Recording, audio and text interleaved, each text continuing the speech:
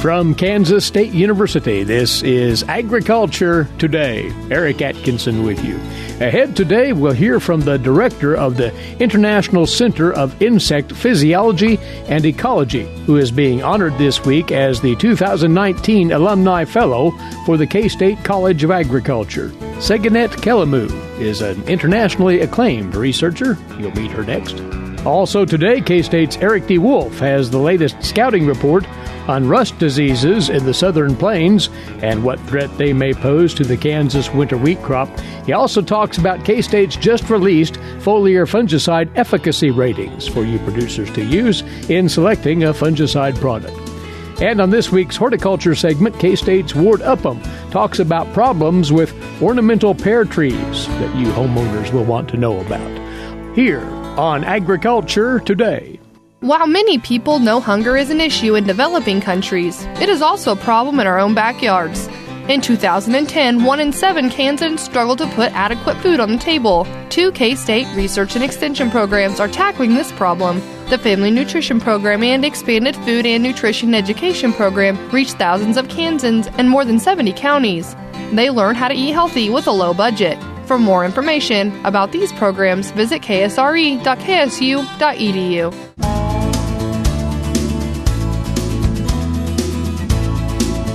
You're tuned in to the K-State Radio Network and Agriculture Today. Each year, the K-State Alumni Association, in collaboration with each of the colleges that make up Kansas State University, recognize individuals from those colleges as Alumni Fellows, people who have achieved at great levels in their areas of expertise and discipline from around the nation and the globe. K-State's College of Agriculture has named its Alumni Fellow for 2019. And she is a 1989 graduate with her doctorate degree from the Plant Pathology Department here at K-State. And we welcome her back to the campus, Segenet Kelemu. Segenet, congratulations on this recognition, first of all. Thank you. Thank you very much. Well, tell us about your K-State experience and a bit more on your background and how you eventually arrived at K-State. It's a great pleasure to be back at K-State. So I came here after my master's degree in Montana State. I am originally a national of Ethiopia in Africa, East Africa. So I have had a really positive experience both at Montana and K-State, the Department of Plant Pathology, which is a really amazing department where international students and the faculty really forged a great partnership in science and discovery and curiosity. Yeah. And before we let our audience know about your current position, what were you aspiring to accomplish back then as you were finishing your doctorate degree in 1989? What were your intentions at the time? Back then, my really intention all along actually have been also the reason that I went to agriculture to begin with was really to make a difference in people's lives. I come from a very poor agricultural village in Ethiopia where farmers daily struggle to make a living, struggle to control pests, struggle to control diseases, and struggle to make a living from agriculture. So my intention from the beginning was really to apply my knowledge and science to make a difference in these farmers' living. You are currently the Director General and Chief Executive Officer of the International Center of Insect Physiology and Ecology in Nairobi, Kenya. A very prestigious position. Tell us about that, if you would. So this organization was established 50 years ago by a Kenyan scientist. So it grew from a national program to an international status. And this is only actually center that works on insects and the diseases they transmit, but also the damage they cause directly to crops and animals and humans and the environment in general. So it plays a critical role in the continent. So we currently work in 41 African countries and we bring scientists and technical staff from all across the world. So we have 41 nationalities working on various aspects of this. But our main focus is not just to generate good science, to do good science, to make discovery, to publish papers, but also to translate that science to impact and to reach end users, the consumers and the farmers and alike, and the health professionals, and make use of the output of the science and change society. That's what we work. How long have you been with the center then? So I have been the head of this organization now for 5.5 years. So during my time, I was fortunate enough to add new programs and to manage also to control some of the constraints that Africa is facing, and also to attract also tremendous amount of resources to do the research and to do the translation of the science to impact as well. So we have made significant changes and difference in a short period of time. What then would you consider the lead achievements in this field? And of course, that could be rather far-flung. Yeah. But yeah. Do things leap to mind there as far as top accomplishments? Yeah, there are many accomplishments I think we have done. Some of the things that we have done is, for example, finding solution to major constraints in Africa. For example, tsetse flies are major development challenge across Africa and sub-Saharan Africa. Is they transmit diseases in cattle, and cattle are extremely important for the continent, so in many ways. So we have managed to not only identify products from the wildlife that repel tsetse flies, but also we managed to package that into a collar system that goes into on cattle and fool the tsetse flies in thinking that the cattle are actually the wildlife. That is one, I think, product which is being commercialized at the moment together with the private sector in partnership. We have also generated a number of biopesticides that are effective against a wide range of pests on crops and against ticks also in cattle. And those are also have been commercialized across Africa, but also in Canada and also in the European Union also. So our products, although that our focus is Africa, that the product that we generate and the technology we develop can be used also globally. And those are just examples. These are just many, a few many examples. More things that yes, the center we have done many things like bees. We work on bees. Mm-hmm. And bees are in the decline in Europe and North America, for example. But African bees are very resistant to pests and diseases, and they are resilient. So we are trying to also understand why the African bees are resistant and they are not prone to colony collapse. So whether we can make use of that also to the global community as well. Well, as a testament, Segenet, to your accomplishments, the accomplishments of your center, you have received accolades from many corners of the world, Israel, China, the United Nations, of course, Africa. You were also recognized by an individual by the name of Bill Gates as one of the 5 heroes in the field, as the recognition is titled. You have to feel that it's been an accomplished career so far. Yes, I have been really fortunate, but I think as you would also imagine that I'm one individual, but I think a lot of my team members in all the jobs I have been have contributed. My graduate students have contributed to that.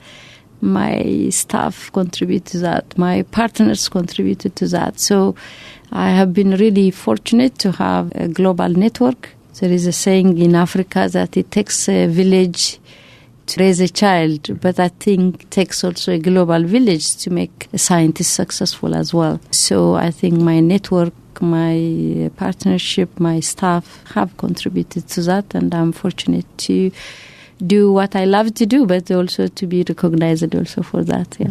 And what is the next goal or challenge for you in the center? Anything in particular on the horizon? Yeah.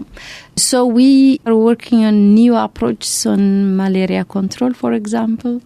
Malaria, I think the global community has made a lot of investment over the last 2 decades or so. And the results, the malarial incidence in Africa has declined. But even with that decline, as we speak, a child dies every 80 seconds from malaria. So I think we believe that the current malaria control measures and methods have plateaued. And so we have to find new ways to control malaria and even aim to eradicating it. So my institutions now have adopted a new way of doing things, and one of the things that we are working on is the use of microbes in blocking transmission in mosquitoes, transmission of malaria parasite. So a team of our researchers have recently discovered fungal microorganisms that in fact blocks transmission. So the mosquito that has this microbe cannot transmit the malaria parasite. This can actually in the long term can be used to control malaria. So we are really excited about this perspective, and so we are working on that. And so we are also really working hard also to tackle the animal feed problem. There is a huge issue across Africa. So about 70% of the production cost or livestock in Africa is feed. And most of it is protein source. Protein then source comes from in the form of soya, in the form of fish meal, which is not that easily affordable for livestock producers in Africa. So we are trying to mainstream the insect use and replace this and other sources by insects as protein source. So those are the two of the major emphases that we're working on. Well, your work has a great humanitarian as well as scientific overtone to it, and it's very admirable indeed. And we congratulate you for all of your accomplishments to date and wish you well in the accomplishments to follow. And Segenet, congratulations as well for being named the Alumni Fellow for the College of Agriculture at K-State this year. It's very good to have you back in Manhattan. Thank you. Thank you so much. And Manhattan has changed so much, I cannot recognize it anymore. Thank you. Thank you very much. All right. Once again, we appreciate your time. She is the 2019 Alumni Fellow for the College of Agriculture at Kansas State University. Segenet Kelemu, she is the Director General and CEO of the International Center of Insect Physiology and Ecology in Nairobi, Kenya, and again earning her doctorate in the Plant Pathology Department at K-State back in 1989. You're listening to Agriculture Today. You're on the K-State Radio Network.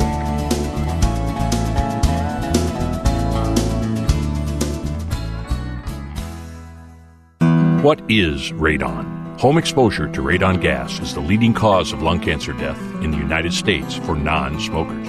In Kansas, 1 in 4 homes will test at or above the EPA action level. The Surgeon General recommends all homes be tested and fixed if necessary.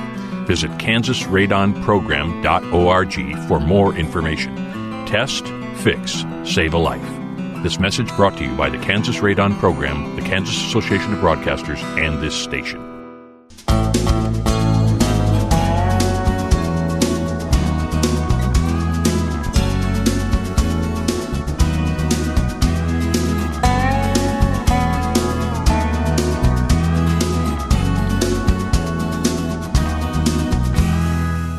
Welcome back. You're listening to Agriculture Today. The winter wheat crop in Kansas, not short of moisture this year, that's for sure, and it's now starting to push toward the reproductive stage here, hopefully very soon now. Time to talk about the potential for disease troubles in the 2019 stands. With us once more is wheat disease specialist Erick DeWolf of K-State Research and Extension. Well, Eric, it's about this time of the year where you put your ear to the ground, so to say, communicate with colleagues, particularly to our south, about the possibility of rust diseases potentially threatening Kansas wheat at some point. What are you hearing so far? Yeah, so you're right on target there. This is the time of year when our wheat's approaching the jointing and flag leaf emergent stages of growth that really becomes critical to be monitoring for diseases. And like you said, we often look to the states to our south, particularly for diseases like stripe rust and leaf rust. Usually we start talking about this or start monitoring the situation as early as February and March. And if you remember from some previous times where we've had discussions, there was some activity of both stripe rust and leaf rust in Texas in February and March. Since that time, our colleagues in Texas are reporting the stripe rust appears to have slowed some. in that portion of the country. And leaf rust seems to be dominating there. So there's still some active leaf rust that we're keeping an eye on in Texas. Oklahoma, however, has been reporting lower than expected disease levels so far this year. So I think that's another encouraging report as well. Usually when Texas and Oklahoma have lower disease levels, usually that translates into lower disease risk for us as well, at least for those rust diseases. So if we compare to a similar point of crop development, say last year and years previous, you would say that the threat of rusts is lower than normal? Yeah, I think it is. So when we've had major outbreaks of stripe rust, for example, we often precede those with reports of outbreaks in Texas and Oklahoma as early as February. So to make it to April, mid-April, and not hearing major reports, I think puts us at least a moderate to even potentially low risk of a major disease problem here in the state. And to remind, rusts typically do not overwinter here in Kansas. That's right. So that's exactly why we're so focused on the southern states, is that's where the diseases survive the winter and then get established, and outbreaks in those areas then predispose our region to disease, because the disease in those areas can be easily moved by wind and storm systems into our area. So the early report is that rust disease may be less prevalent and less damaging this year, although holding to the fact that it could assert itself yet. We don't want to completely rule it out. Absolutely. We do have a lot of growing season yet to go. We've seen some years where April was, in fact, a lower disease risk, and then the tables turned dramatically in May, and we saw the rust diseases really take off. So I think it's still important for growers to be vigilant and stay tuned for more information. And we'll keep them fully informed right here. Now, there are other overwintered leaf diseases that may be out there and of concern, you say? There are a couple other things. You know, the rusts we often talk about surviving to our south, but there are some diseases that can survive the winter quite well here in the state. And some of them are residue-borne diseases, such as the tan spot fungus or the septoria complex. All these are causing leaf spotting diseases. They tend to survive locally in these crop residues, and then in the spring of the year, around the jointing stages, they'll move from those residues up to our newly developing wheat crop. So this is the time of year that it's important for growers to begin scouting and looking for evidence that these leaf spotting diseases are getting a foothold in their crop. If they do see the diseases getting a foothold, they can come back and scout again as they get closer to the flag leaf emergence stage, and then set priorities from there, whether they need a foliar fungicide or not, to help rescue or diminish the risk of yield loss there. But it doesn't sound like any of these are out of the ordinary either, Eric. No. In fact, most of the reports are indicating, again, either normal or below normal levels of some of these leaf spotting diseases. So that's, again, another bright spot for us. But, again, producers need to be ready to respond if, in fact, diseases do become problematic enough to threaten yields. And that's where we bring in information that you and colleagues here at K-State have just recently put together each year. You assess the efficacy of foliar fungicides for wheat, and those ratings are now out for producer review, right? That's right. At Kansas State University, me and my colleagues do a lot of research of just head-to-head comparisons of various fungicide products and just trying to compare how well they work against a range of diseases. Some of them we're deliberately doing things to try and increase the risk of disease so that we can really evaluate them under heavy disease conditions so that we're confident that they're going to work when growers begin to use them under their field conditions. That's done in many states where wheat is grown around the United States, and me and my colleagues will pool our information and then try and build some consensus onto what products or how the products stack up against each other. And it's quite a lineup. We won't list them all, but a substantial number of products that you evaluate. Yeah, there's at least a dozen, maybe even a couple dozen fungicides that are available. So growers do have a lot of options to choose from. Our publication here in Kansas doesn't cover all the available options, all the products that are labeled, but it does cover most of the more widely marketed products. So hopefully we're covering things that the growers would have access to readily in many areas of the state. And when you say, Eric, that you're looking at the efficacy of these products, break that down. What traits are you examining specifically? Yeah, so specifically we're looking at how well the different fungicide products will control the disease. So we're visually rating the amount of disease that's present early in the growing season and then applying a fungicide treatment and then watching to see which ones do a better job of keeping that disease in check or suppressing it to low levels throughout the growing season. So that's a combination of how well the fungicide will outright work against the particular diseases. Each disease or each fungus has its own unique interaction with the fungicides. So there is difference between some of the diseases and which product you choose. But there's also some differences in some of the residual life. Now, most of these products we can count on having around a 21-day residual life. There's some that are on right at that 21 days. There's some that go a little longer than that.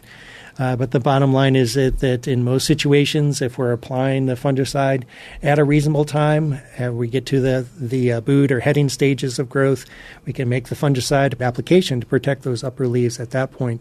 Our grain filling period is only 28 or 30 days from that point, from the time we flower and then to the time we are approaching that physiological maturity. That doesn't mean you're harvesting at that point. It just means that the crop is pretty well made at that point. So if we can reach that point before the disease rebounds after that fungicide application, we're usually in pretty good shape. So even fungicides that have that 21-day residual life usually are enough to get the job done. And you then assign a percentage of control for each of those foliar diseases examined? We do. So we're looking at the percent damage, the percent of damage done by the diseases, usually on those upper leaves that are so important to the yield and productivity. And then we compare that to plots that receive no fungicide application at all. So it's the contrast between no fungicide application, and then individual comparisons between the products that makes for the interesting evaluations of them. Now, this is product performance as far as the economics, the costs, and so forth. Do you include anything in that? We do. We're going to go on to look at the yield and test weight, and from there, it's at least the simple economics of it is pretty straightforward. Okay. Just bushels gained and the value of the grain per bushel. And then does that justify the cost of the fungicide as well? So you have a comprehensive account of how well these products perform. Again, the foliar fungicide efficacy ratings for wheat disease management 2019, that has been put together by K-State. And where can producers find that, Eric? There's a number of internet resources, web resources that people could find that. It's readily available from the Extension Plant Pathology website as well as K-State Research and Extension's bookstore that's available online. Very good. So plantpath.ksu.edu or ksre.ksu.edu, and the bookstore under the KSRE banner there is where you'll find that publication. But once more, the general message is so far so good as far as disease potential in Kansas winter wheat. I think so far. I think I'm optimistic here, but cautiously optimistic. I think it's important for growers to remain vigilant, and we'll hope to keep them updated in the near future. That's our intent, to have you back here not too long from now to see what else might be brewing in the way of disease threats to this year's winter wheat crop in Kansas, although the early returns are favorable, and we appreciate the word. Thanks, Eric, for coming over. You're welcome. That from wheat disease specialist Erick DeWolf of K-State Research and Extension. You're listening to Agriculture Today. We'll be back in a few moments with today's agricultural news headlines and more here on the K-State Radio Network.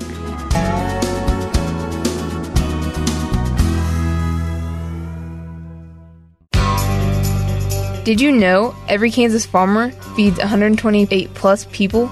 Kansas farmers are hard workers, dependable, authentic, and sensitive. Not only do farmers put food on your table, but they put clothes on your back and fuel in your car.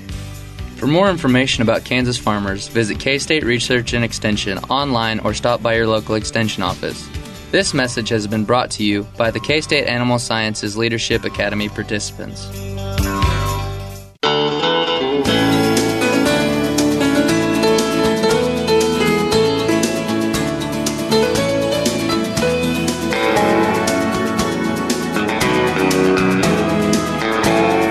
You're tuned to the K-State Radio Network and Agriculture Today. Eric Atkinson here, and with today's agricultural news headlines now, these courtesy in part of DTN.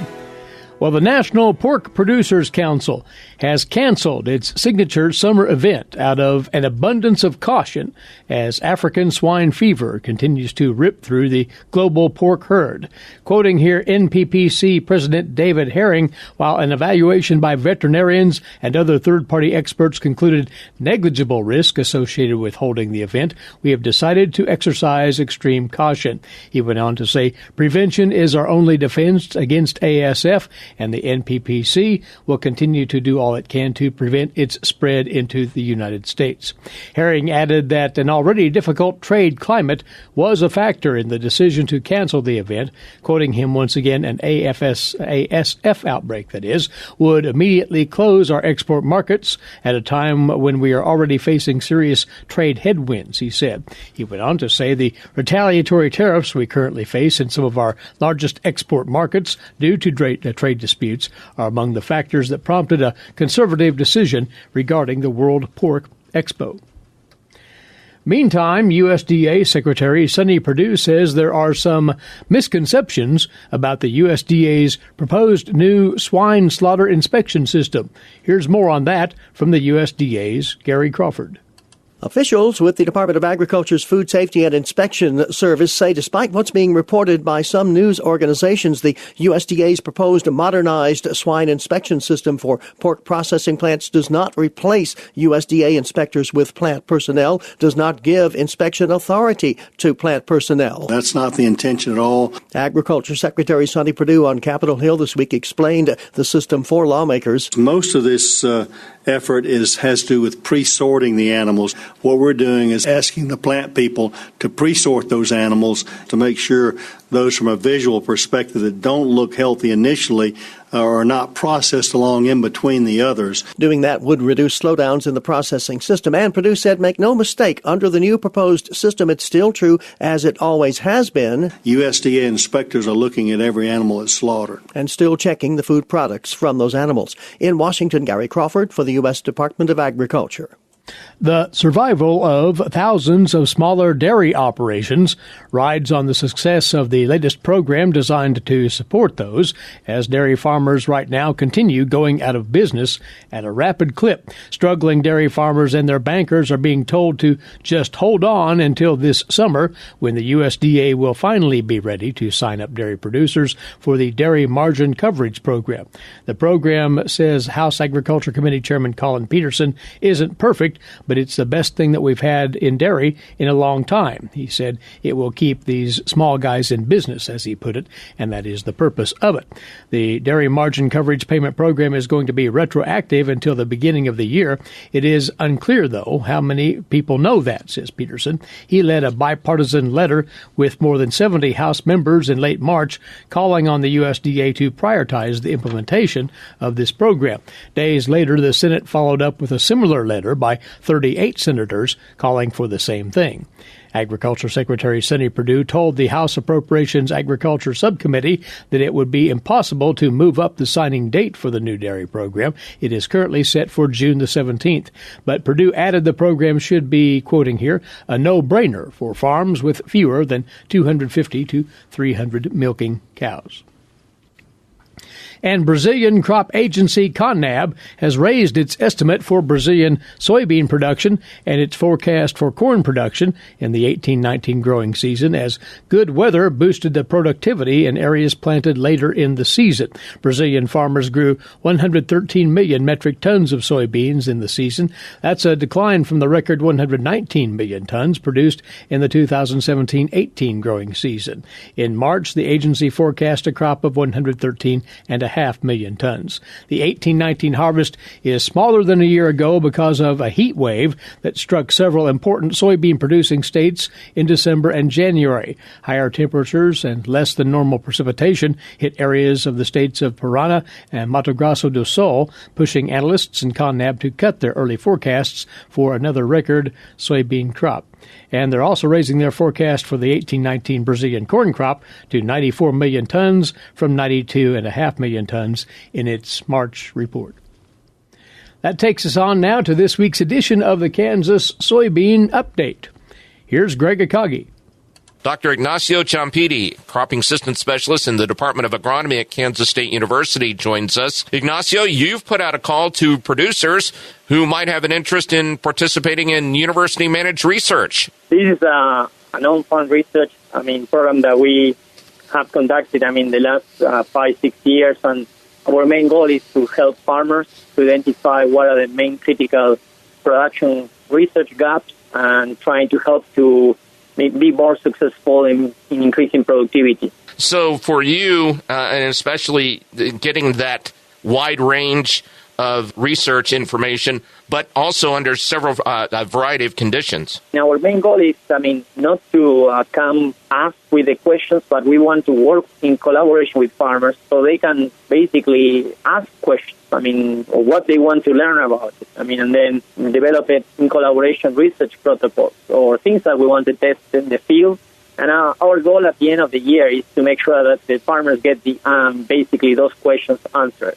And so for your department, in the Department of Agronomy, if a producer is interested in doing this, do they need to go online to fill something out? Yes, we have a link there in the KSU e-update website that we sent on March 15, and then they can go to the article. On that article, we have all the information about how to set up on-farm research, and then there is a link that they can just go there, fill up the form, and make sure that they just get their question on what they would like to search. The other thing is that they can also reach out to my email, and the goal is specifically to make sure that we are connecting with those farmers that they have some questions that they want basically to work with us and establish those collaborations that they will help them to be more productive. And let me just add, basically, all this, on-farm research program is also, supported not only by the Kansas State Agronomy and then the Kansas State University and Kansas State Research and Extension, but also we have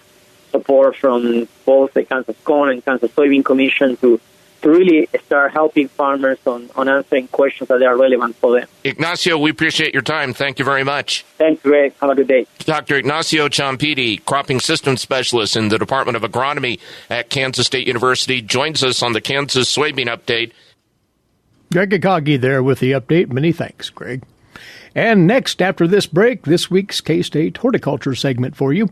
You're listening to Agriculture Today. Did you eat today? Thank a farmer. A way to get more involved in agriculture is through 4-H and FFA. Through 4-H and FFA, we have been given multiple opportunities to grow as leaders and learn more about agriculture. You can learn skills related to jobs, public speaking skills, and you get the opportunity to travel around the country and meet new people. If you want more information about getting more involved in 4-H and FFA, visit them on their websites at kansasffa.org and kansas4h.org.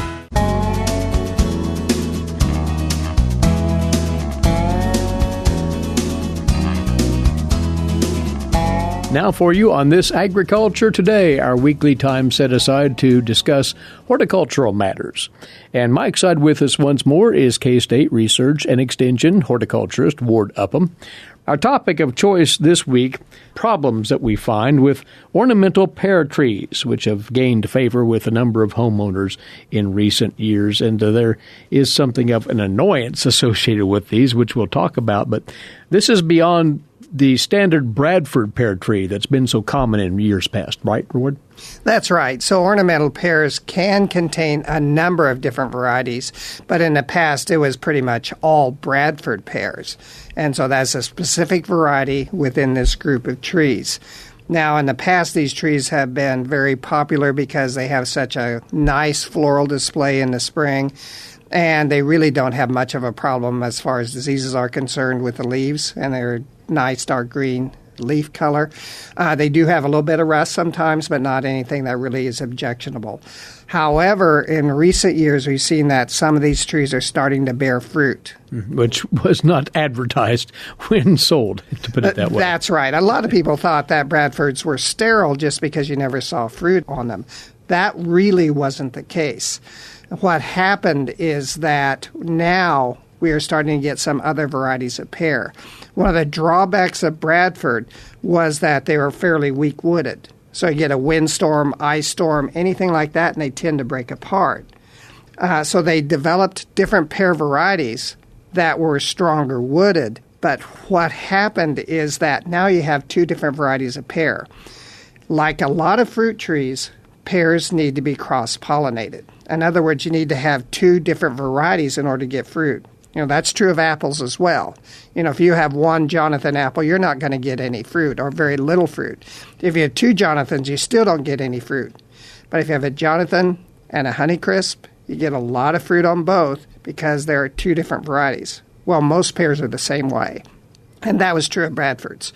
If all you had were Bradfords, you didn't get any fruit. But now that we're getting some new ones like Chanticleer, Aristocrat, there's a number of these different varieties. If those trees are close enough so that bees can work between them, you're going to get fruit. And that distance, proximity can be fairly far apart and still pollinate?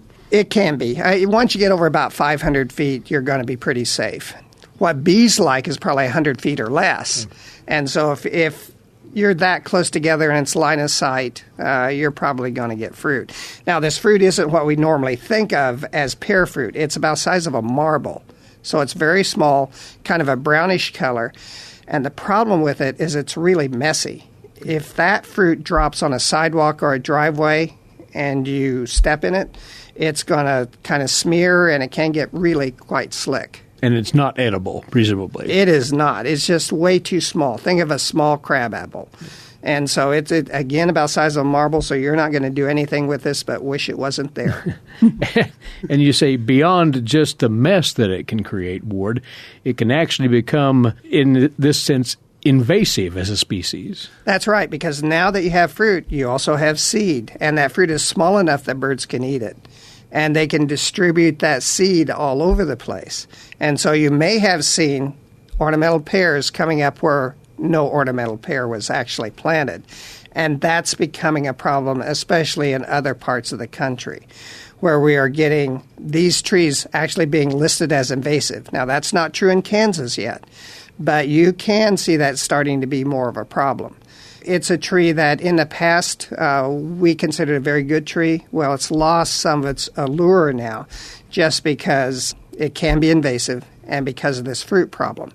And so if you decide to put one of these in, think about it for a while. The other question people ask is, can we prevent that fruit from forming on a tree? Stop the pollination. That's right. And there really isn't a good way to do that. There are some products out there. Florel is one, where you spray the tree when it's in full bloom, and it's supposed to stop fruit formation. We have tried that out. Sometimes it works well, sometimes it doesn't. So we've had mixed results. Now, you may not have any fruit on your pear trees if there isn't another variety close. And so if you don't have any problems yet, there's no problem until somebody else plants another pear. Just don't make sure that you don't do that. Make sure you don't plant another variety of pear that's close to this one. Now, fruiting pears are fine. And the reason for that is fruiting pears actually flower later than these ornamentals do. Like Manhattan right now, our ornamental pears are in full bloom. My fruiting pears at home, they're starting to swell the buds, but they're not in flower. Mm-hmm. So to make that distinction, you don't have to rid of all pears. That's right. In a given area. That's right. And if you do want to take advantage of what, say, a Bradford pear or these other pear cultivars have to offer in terms of appearance, so forth, if they fit your landscape, just be sure you're planting pears of a similar type. You'll be okay. That you'll be okay as long as there's no one else close to you that has a pear of a different variety. Right. And if you have any questions, you can ask your local nursery operator and be sure of what you're getting. They'll have the full list of all the cultivars and how they match, so to speak. That's right. And just as a footnote, Ward, we're into that point of the spring now to plant ornamental trees, so those who have designs of doing so can get after it relatively soon, can't they?